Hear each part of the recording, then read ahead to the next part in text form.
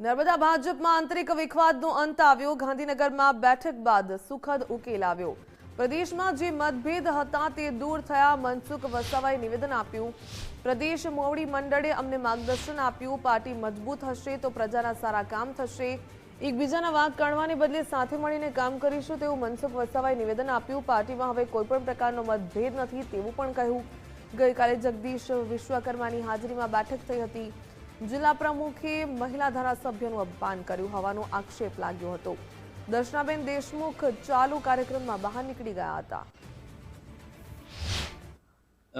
અમને બોલાયા હતા। અમારી વાત જે કહેવાની હતી તે વાત થઈ।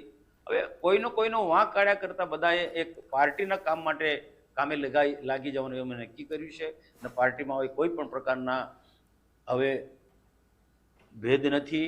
એક બધા સાથે રહીને પાર્ટીના મૂલ્યો, પાર્ટીના સિદ્ધાંતો અને સરકારની અલગ અલગ પ્રકારની જે યોજનાઓ જે છે રાજ્ય સરકાર કે ભારત સરકારની, આ બધી યોજના લોકો સુધી પહોંચે એના માટે આવનારા દિવસોમાં સૌ અમે કામ કરીશું।